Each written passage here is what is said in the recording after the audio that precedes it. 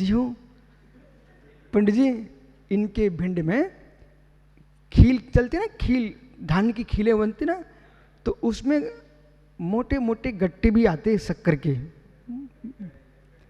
ठीक है ना, गट्टे, उनको गट्टे बोलते, आप क्या बोलते मुझे पता नहीं, लेकिन आप समझ जाना, बिल्कुल शक्कर के, कठोर होते, कठोर, सूखे, पूरे सूखे।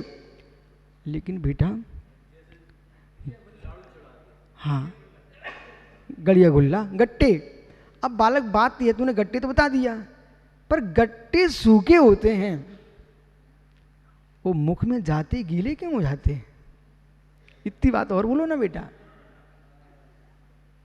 गट्टे पूरे सूखे होते एकदम, कुछ तो इतने कठोर होते कि दांत टूट जाए, लेकिन तब भी अंदर पहुंचते ही भी गीले क्यों हो जाते हैं?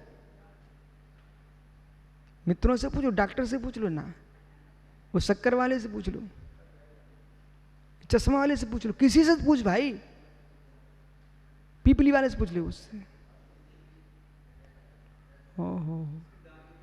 ओ आराध्य सारा भगत, इसे पूछो भाई। ऋषभ भैया, मुख में जाती गट्टा गीला क्यों हो जाता? उसमें तो पानी था ही नहीं। ये गोली वाले से पूछो, इसको तो पता है गोली सूखी खुशी बेचता है। विनोद कोई नहीं बता पाएगा, ये खा के आ रहे, इनसे पूछ लो। भाई सौम्य सागर जी, साम्य सागर जी, ये गट्टे रहते ना, गट्टे, खील गट्टे तुम्हारी भिंड में, तो गट्टे सूखे रहते हैं, वो मुख में जाते गीले क्यों हो जाते हैं? अच्छा, लार की वजह से। अब बताओ, ये मैंने पूछा क्यों समझ सागर? इतने गट्टे में घुस गए। सारा सागर जी सुनो, मैं पूछा क्यों? ज्ञानी लोग कहते सूखा है, सूखा विषय, सूखा विषय। अरे गट्टे सूखे होते, कातन सूखा है, व्याकरण सूखा है। अरे भाई गट्टे सूखे ही होते हैं, पर तुम्हारे मुख में लार है तो गट्टे भी गीले गट गट अंदर चले जाते हैं। ऐसे ज्ञानी कोई विषय सूखा हो, तुम्हारे मुख में तत्व निर्णय की लार होना चाहिए, वे भी गीले हो जाएंगे। तुम बनाना तो सीखो, खाना तो सीखो। बैठ जा भैया, तू भी पिपली वाला क्या? ओहो,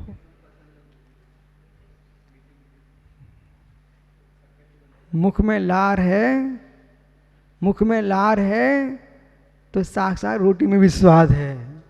बेटा मुख की लार मिट गई ना तो भाई पीयूष बोले से कहता ना, मुख की लार मिट गई ना तो रोटी का स्वाद चला जाएगा। ऐसे ही प्रेम वात्सल्य धर्मात्माओं से हट गया तो धर्म का आनंद समाप्त हो जाएगा। हो। ताली मत बजाइए, अपने अंदर के अज्ञान के ताले तोड़ लीजिए।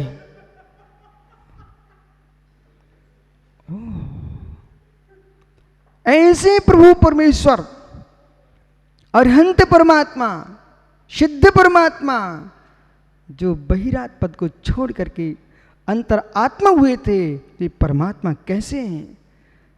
अशरीरारिहंता केवल नाणी मुनिना शैलत्था नाणी शरीरा सिद्धा शौतमुत्मुस्कम सपत्ता। ओ अशरीरा सिद्धा, ओ सशरीरा अरिहंता। अरिहंत परमात्मा जो है सशरीरी होते हैं, सशरीरा अरिहंता। केवल नाने मुनि शैलत्था, जो केवल ज्ञान से युक्त मुनि सकलार था, संपूर्ण विश्व के चराचर ध्रुव गुण पर्यायों को जानन आ रहे हैं। ज्ञानी बालक डॉक्टर सुन, जगत में कोई मां दुख है, उसका नाम अज्ञान है। तू भी क्यों परेशान है? इसलिए परेशान है, अब मैं कब डॉक्टर बनूंगा। और जिसको पता चल जाए ये पर्याय ये आने वाली है, अब चिंता की क्या जरूरत है। मैं क्यों मुस्कुराता रहता, मुझे पता है मुनि पर्याय के बाद कोई उपाध्याय को प्राप्त होता, कोई आचार्य पद को प्राप्त हो, ये सब पद तो ठीक हैं। निर्गंत निर्दोष मुनिचर्या का पालन कर लिया तो अरहंत पर्याय सुनिश्चित है, रोने की क्या जरूरत है। वो अनंत पर्याय प्रकट हो चुकी है, तो अशरीरी सिद्ध पर्याय नियम से मिलेगी। बस बेटा तू भी खुश रह, पढ़ाई मेरी अच्छी होगी, वो परीक्षा पास कर लूंगा, वो बुद्धि चलेगी तो डॉक्टर बन जाऊंगा, और नहीं बना तो क्या टेंशन, हमारा धर्म तो दिगंबर है, सब छोड़ के बैठ जाऊंगा। चिंता करके सुखाना अपने हृदय को, ये तो अज्ञानियों का काम है। तुम सब महाज्ञानी जीव हो, जी सको घर में जियो, नहीं जीने की कला आती है तो निर्गंध मुनि बन के हमारे साथ जियो। लेकिन यहां भी अध्ययन करना पड़ेगा ज्ञानी। सशरीरा अर्यंता, जो जगत में कोई कला नहीं मिले बाहर संदीप, वो यहां मिल जाएगी आपको। कर्म बंद की कलाएं तो दुनिया सिखाना जानती है ज्ञानी, कर्म बंद की कलाएं दुनिया सिखाना जानती है ज्ञानी। कर्म से निर्बंध होने की कला कोई सिखाता तो अरहंत शासन सिखाता है, नमोस्तु शासन सिखाता है। इसलिए ताली पीट के काम नहीं चलेगा ज्ञानी, कपड़े उतारने ही पड़ेंगे। सशरीर अरिहंता, जो सशरीरी परमात्मा है वो अरिहंत परमात्मा है। और केवल नाने मुनि संलग्नता, जो अरंत कैसे विपुल केवल ज्ञान से युक्त हैं, सारे जगत के द्रगुण पर्याय को जानन हारे हैं। तुम्हारी यही पर्याय नियत थी, यही पर्याय नियत थी। देखो बबलू भाई, एक चातुर्मास में से कितने आए सुब्रत सागर? 5 यहाँ बन के बैठ चुके हैं, ठीक है ना। और कुछ अपने घर में हैं, कुछ अपनी माँ के पेट में हैं, और कुछ आने वाले पेट में हैं। सब महाराज बनने वाले हैं। हो केवल नारायण, ऐसे केवल ज्ञान से युक्त नान शरीरा सिद्धा। देखिए अरहंत भगवान जो हैं वो सशरीरा अरिहंता, वे चाक्षुष हैं, हमको दिख सकते हैं। अरहंत परमात्मा समुद्र में यहाँ नहीं है, लेकिन विधि में तो सीमंदर आदि विद्यमान वीर तीर्थंकर विराजमान आज की तारीख में भी है। और केवल नान से युक्त, परंतु जो सिद्ध परमात्मा है नान शरीरा। सिद्धों का शरीर कोई पूछे तो क्या बोलोगे भट्टारक? तू तो कहेगा सो गए अरे ऐसा बोल, यानी अरहंत सिद्धों का शरीर, बोलो नान शरीरा सिद्धा, बोलो नान शरीरा सिद्धा, बोलो पूरी ताकत से नान शरीरा सिद्धा। जितना आप लोगों ने अपनी माँ का दूध पिया हो, जितना गाय भैंस का दूध पिया हो, जितना तुमने अपने गांव के पानी पिया हो, उतनी ताकत पूरी लगाओ। नान शरीरा सिद्धा, बोलो जोर से।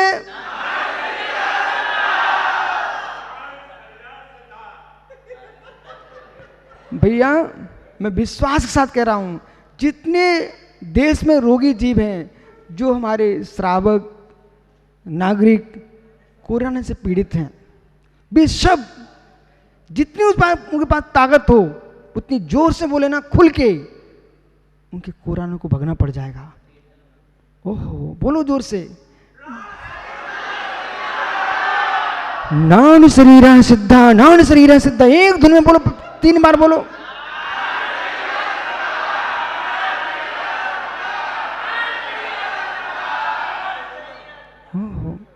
नान शरीरा सिद्धा। और जैसे नान शरीरा सिद्धा बोला ना, एक कंठ पे जोर पड़ेगा। जितने मित्र अशुभ तुम्हारे अंदर के विकार हैं, वे सब शुद्ध हो जाएंगे। और नान शरीरा सिद्धा का ध्यान करके मित्र शरीर का क्या तुम चिंता करते हो, तुम्हारे कर्मों का ही वियोग हो जाएगा। नान शरीरा, ऐसे ज्ञान शरीर सिद्ध परमात्मा कैसे सर्वोत्तम सुखम संपत्ता। हो पीयूष बेटा मुस्कुराओ मुस्कुराओ। अभी शुभ्र सारी भाषा बोलूं, उनसे पूछ लो। जैसे तुम्हारे छोटे भैया लोग पड़े ना पुंथरिया धोने में, ऐसे लगना पड़ता बेटा ये मुस्कुराओ मुस्कुराओ। टुकड़े टुकड़े के लिए बेचारे श्रावकों को कितनी ताकत लगाना पड़ती है, पूछो पीछे बैठे हैं कितनी मायाचारी छल कपट, भाई भाई को नहीं देखता पैसे के पीछे। पवन ओहो, पैसे के पीछे भाई कोई किसी को नहीं देखता। ओहो, चाहे हाय करो चाहे दैया। आगे बोलो ना भैया आप, शक्कर खड़े हो जाओ। इसके आगे क्या है बेटा, आप पूरा बोलो ना बेटा। ओहो, हाय हाय करो चाहे दैया, सबसे बड़ा ओहो सबसे बड़ा रुपया बोल रहा है बच्चा। बेटा इस संपत्ति के आगे तुम्हारा रुपया कोई काम का नहीं है। क्या लिखा है, नान शरीरा सिद्धा सब उत्तम सुख संपत्ता। संसार में सबसे उत्तम कोई संपत्ति है तो हमारे सिद्ध परमात्मा के पास है, नान शरीरा। तुम्हारा शरीर तो रोग से पीड़ित हो जाता है, तुम्हारा शरीर बुढ़ापे से होता है, तुम्हारा शरीर ढलता है, मोटा होता है, दुबला होता है। मोटारे भी बेचारे दुबले होने के लिए कसरत कर रहे हैं, जो दुबले पतले वे घी पी रहे हैं मोटे हो जाएं। ओहो, पूछो तुम्हारे भोला से, पूछो सारा संसार से पूछो क्या है संसार में। जो दुबले पतले हैं वे सोच रहे हैं मोटे हो जाएं, जो मोटे बेचारे सोच रहे कैसे पतले हो पाऊं हे भगवान। लेकिन अशरीरा सिद्धा, जिनके शरीर ही नहीं है, काय को मोटो काय को पतलो, जो है सो है, जो है सो है। वे सिद्ध परमेश्वर संपूर्ण संपत्ति सुख है। ब्रह्मांड में ऐसी कोई संपत्ति नहीं है जो संपत्ति सिद्धों के पास। इसलिए सम्यक दृष्टि जीव क्या बोलता है, हे परमेश्वर दुख खो कम्मक हो बोही लाहो सुगही गमनम जिन समाही मरणम जिनगम संपत्ति होई मच्छम।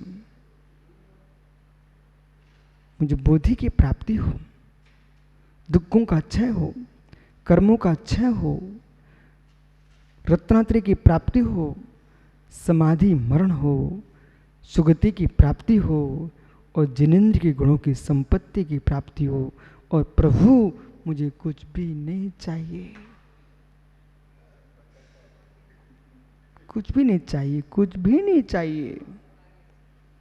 बस जिनेंद्र के गुणों की संपत्ति मिल जाए, बाकी आप सब कुछ ले लो, मुझे कुछ नहीं चाहिए।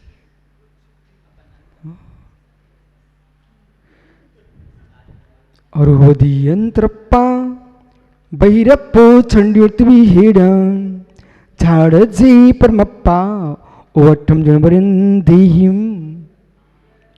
अगली गाथा में कह रहे हैं, हे जीव और हम अंतरात्मनम, जो जिनेश्वर का कथन है, परमात्मा ने कहा है, जीव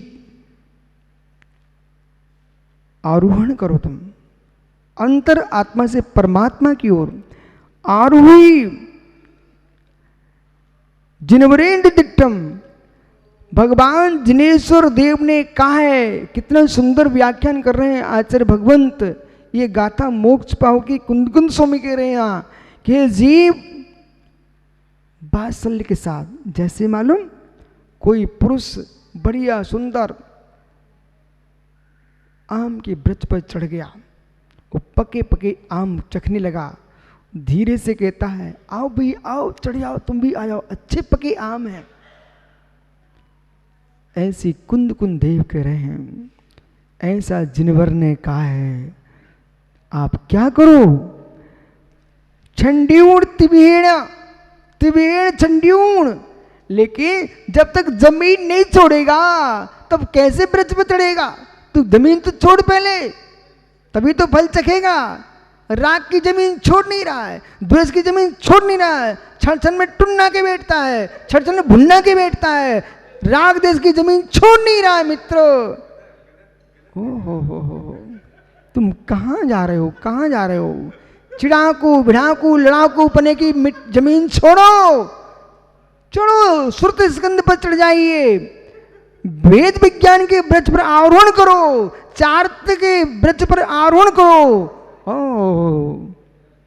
वहां पर तुमको मोक्ष के फल चखने को मिलेंगे। ओहो छंड्यूर्ति वीणे बहिरप्पो, मन वचन काय से बहिरात्पने का त्याग कर दो और झाड़जे परमप्पा अंतरात्मा में आरोहण करो महात्मा विष्णु सागर जी। और वठन जिनवंदीम क्या परमप्पा, अंतरात्मा में आरोहण करके तुम परमात्मा का ध्यान करो, मोक्ष का फल मिलेगा, मित्र नियम से मिलेगा। तुमको विश्वास है? ओ महात्मा विष्णु सागर जी, सच्चे भावलिंगी मुनि को अपने मोक्ष जानने में कोई अविश्वास नहीं होता। एक छात्र होता ना, वो डंके की चोट पर कहता महात्मा जी गुरुजी मैं अच्छा पेपर दे के आऊं, इस वर्ष तो कोई फेल कर ही नहीं सकता। सुनना ना डॉक्टर बेटा, स्वयं में भरोसा होना है ना अपना। जब तुमको भरोसा, छात्र को भरोसा है कि मेरी परीक्षा में कोई फेल नहीं कर सकता है, तो मुझे भी भरोसा है जगत की कोई शक्ति ऐसी नहीं है जो मेरे लिए मोक्ष से रोक सके, क्योंकि मेरे चारित्र की निर्बलता होना चाहिए। कौन करेगा मेरी समाधि को भंग? कोई नहीं कर सकता। कमठ जैसे भूत व्यंतर जोशी बहुत घूमते रहे, लेकिन पारसनाथ ने केवल ज्ञान प्राप्त कर ही लिया। ऐसे कितनी व्यंतर घूमते रहे, हम तो संकल्प सागर से तुम कहां उलझते हो? जो चिल्ला रहे चिल्लाने दो, भुन्ना रहे भुन्ना दो, आप तो अपने स्वरूप में लीन रहो। इसलिए ज्ञानी, बाहर की विशुद्धि कौन छीन सकता है? संपत्ति बांटी जा सकती है, भूमि बांटी जा सकती है, पर अंदर का वैराग, चार तो ज्ञान कोई किसी का छीन नहीं सकता है। इसलिए अपने घर जाओ, शांति से जियो और जीने दो, किसी को सताना मत। आत्मा स्वभावम परिभाव भिन्नम, आत्मा स्वभावम परिभाव। आत्मा का स्वभाव प्रभाव अत्यंत भिन्न। महावीर स्वामी की